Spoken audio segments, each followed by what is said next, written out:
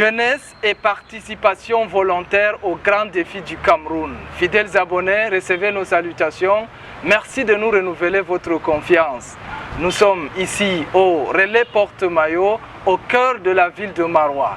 Nous sommes là dans le cadre de votre web émission La Roue. La Roue, c'est cette chaîne de télévision en ligne qui vous donne des contenus liés à l'entrepreneuriat, la bonne gouvernance et le leadership. Aujourd'hui, nous allons parler d'un thème spécial avec un invité spécial.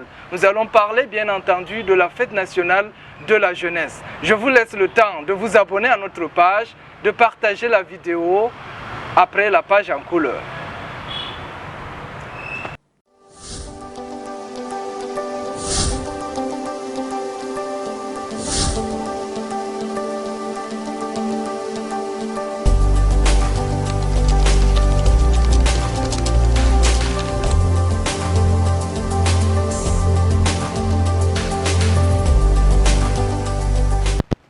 Welcome back. C'est un plaisir de vous retrouver encore sur notre page.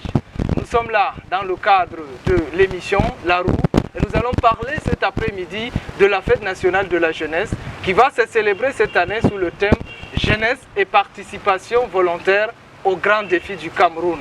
Pour parler d'un tel thème, un thème très important, nous avons fait appel aux délégués d'arrondissement de la jeunesse et de l'éducation physique, de l'éducation civique, j'allais dire, de l'arrondissement de Maroua 3e.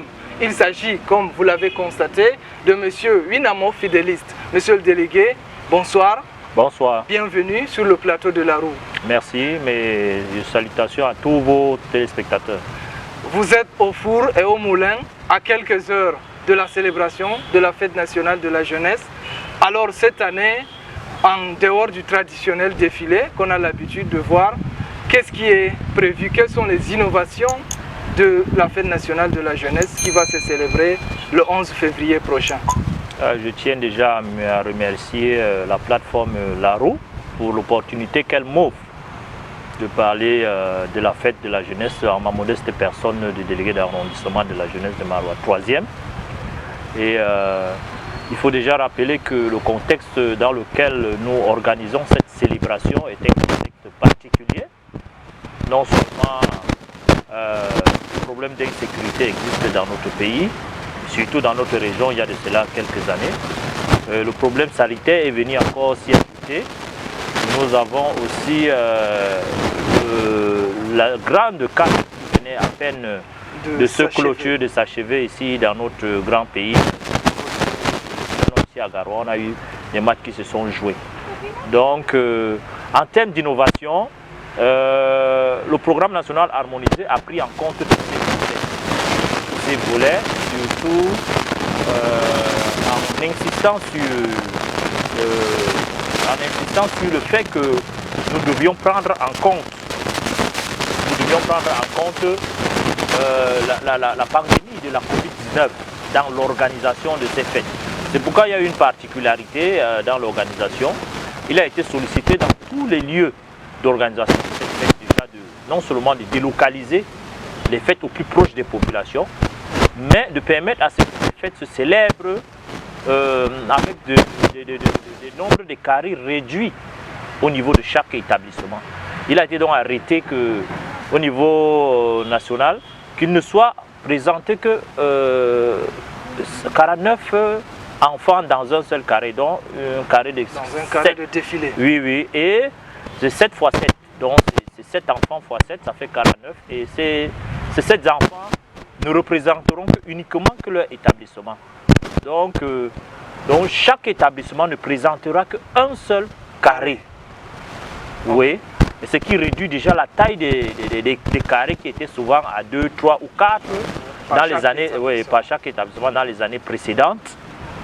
Et aussi, surtout dans la ville de Maroua, le défilé se célébrait généralement devant monsieur le gouverneur de la région de l'Extrême Nord pour tous les établissements de la ville de Maroua, que ce soit l'arrondissement de Maroua 1, 2, 3. La particularité cette année, c'est qu'il y a eu une délocalisation ou décentralisation, si vous voulez appeler ça comme vous voulez. Maintenant, chaque arrondissement abritera son défilé avec ses institutions. c'est-à-dire tous les établissements secondaires et primaires qui se trouvent dans l'arrondissement de Marois 3e, célébreront leurs festivités, défileront en face de leur sous-préfet. Voilà. Et à côté de ça, le gouverneur de la région a donc décidé pour participer à cette fête, lui, à son niveau, au niveau régional, solliciter quelques établissements secondaires de chaque arrondissement. Il en a pris dans Marois 3e, je pense 4 arrondissements qui défileront devant lui ce même jour à la place de la fête habituelle. Donc ce qui a fait que la place des fêtes habituelle qui appartenait à l'arrondissement de Marois 3e n'a pas permis à l'autorité, ne permettra pas à l'autorité administrative de Marois 3e de défiler dans cet endroit parce qu'elle sera toujours occupée par l'autorité, la grande instance. Elle va être plutôt délocalisée dans le site du lycée classique de Marois. Donc, pour ce qui est de Marois 3e. Oui, pour ce qui est de Marois 3e. D'autres sites sont choisis par chaque sous-préfet. Voilà, pour, pour ces arrondissements-là. Donc, maintenant, comme particularité encore, c'est qu'il y a le lancement du PRONEC Réamos. Le PRONEC Réamos, c'est quoi? C'est le programme national d'éducation civique et d'intégration, d'éducation civique et du réarmement moral, civique et entrepreneurial des jeunes et de la vulgarisation du programme plan triennal spécial jeunes auprès de la jeunesse.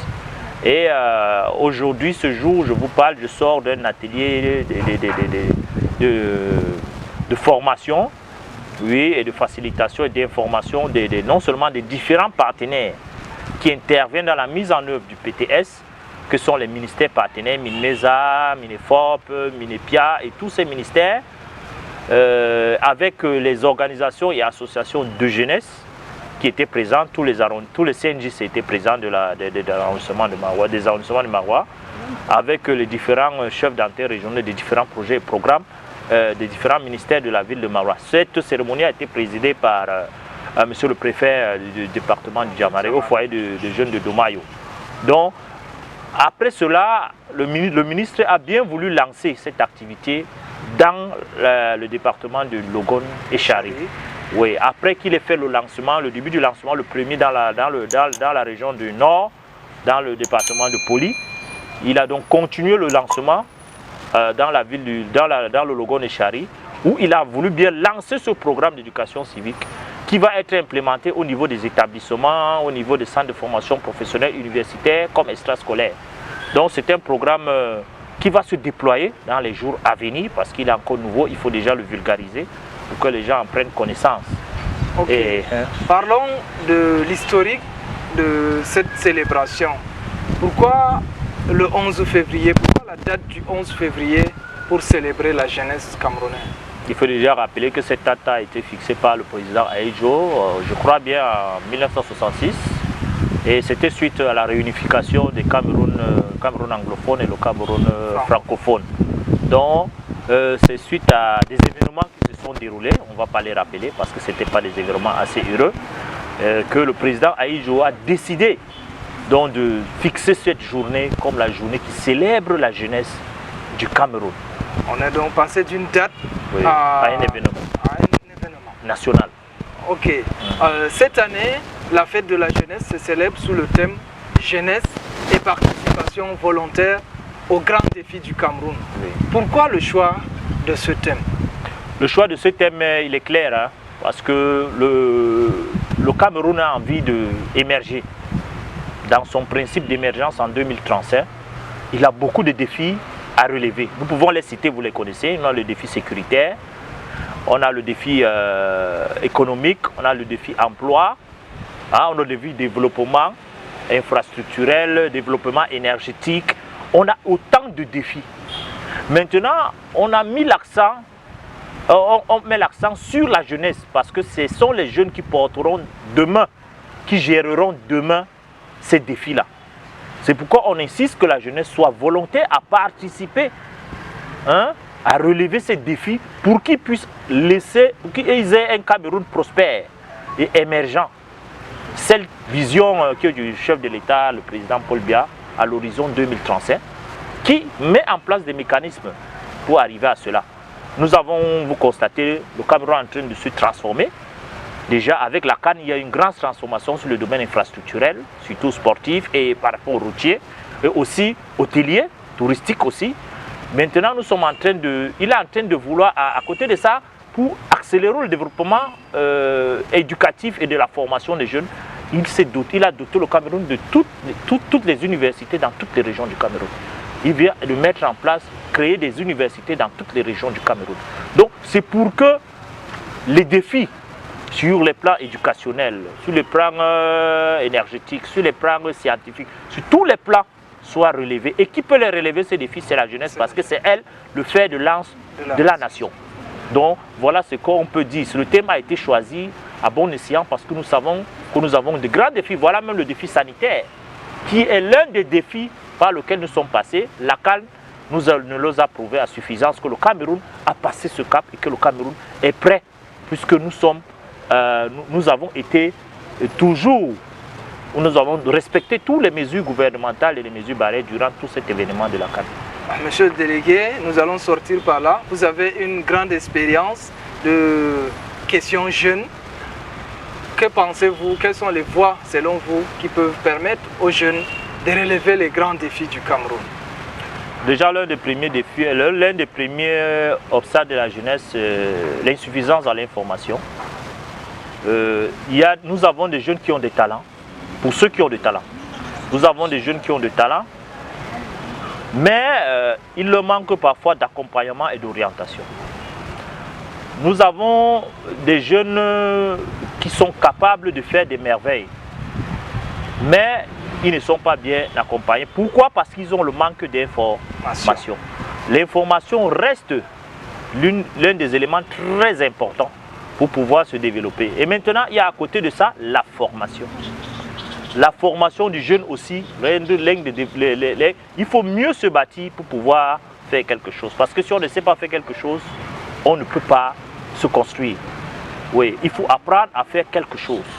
Pratiquement beaucoup plus sur le domaine professionnel, technologique, scientifique. Parce que c'est ces domaines sur lesquels il faut beaucoup mettre l'accent. Le Cameroun aujourd'hui est en train de chercher à éviter l'importation des matières et des produits consommables. Si on prend le cas du riz, nous nous rendons compte que le riz au Cameroun, nous produisons le riz, oui, mais nous importons tellement de riz que ce que nous produisons au Cameroun ne nous suffit pas. Donc, alors que nous avons des grands bassins de production, vous voyez un peu, il faudrait maintenant que les jeunes développent le volet agricole, le volet élevage, le volet innovation, le volet technologique. Il faudrait que les jeunes aillent vers ce domaine et qu'on met l'accent beaucoup vers ce côté dans l'entrepreneuriat. L'entrepreneuriat jeune est un volet très essentiel pour que les jeunes puissent se déterminer. Beaucoup de gens pensent que c'est juste entrer à la fonction publique qu'on peut s'en sortir. Je dis, les jeunes font fausse. La majorité qui sont dans le domaine entrepreneuriat, qui s'en sortent plus que ceux qui se retrouvent même au niveau du sein du gouvernement. Ça ne veut pas dire qu'on demande aux autres de ne pas entrer dans l'État public, non. On ouvre toutes les possibilités pour que les jeunes puissent se trouver quelque part afin qu'ils puissent s'en sortir dans sa vie. Donc c'est pourquoi la stratégie nationale de développement 2030, donc 2020-2030, qui a été mise en place sur la base du DSE, du commandement stratégique pour la croissance et l'emploi, a été tout ça. Et que la jeunesse s'y implique au plus haut point. Parce que le Cameroun d'aujourd'hui appartient aux jeunes. Ok. Monsieur le délégué, vous êtes également jeune. Nous vous souhaitons bonne fête de la jeunesse. Nous profitons également pour souhaiter bonne fête de la jeunesse à toute la jeunesse qui nous suit cet après-midi. C'est ici que nous allons mettre un terme à cet entretien portant sur la célébration de la fête nationale de la jeunesse au Cameroun. Entretien que nous avons enregistré avec le délégué d'arrondissement de Marois 3e de la jeunesse et de l'éducation civique. Monsieur le délégué, merci d'avoir répondu à l'appel de la... Merci et bonne fête à vous aussi. Voilà, mesdames et messieurs, n'oubliez pas,